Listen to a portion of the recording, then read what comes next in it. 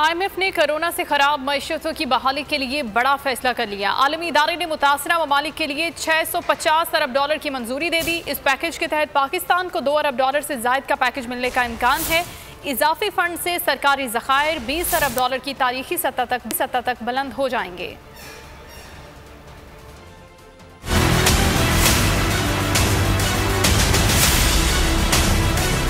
IMF corona ज़दा तरक्की पजीर ममालिक पर मेहरबान, पाकिस्तान को 2 अरब 80 करोड़ डॉलर मिलने का इम्कान।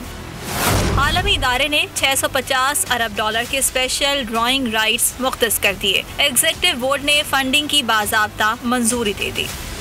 तारीखी फंड का मकसद कोरोना से मुतासरा आलमी मईशत को बहरान से निकालना है। SRD 23 अगस्त से फाल होंगे। उभरती हुई मईशतों और तरक्की पजीर मुल्कों को 275 अरब डॉलर्स दिए जाएंगे। माहिरीन के मुताबिक पाकिस्तान को अगस्त के आखिर तक रकम मिलने का इम्कान है। 2.8 अरब डॉलर का फंड्स ज़राए मुबादला के ज़खायर मुस्तहकम करने में मदद देगा। इजाफी फंड से सरकारी ज़खायर 20 अरब डॉलर की तारीखी सतह पर पहुँच जाएंगे।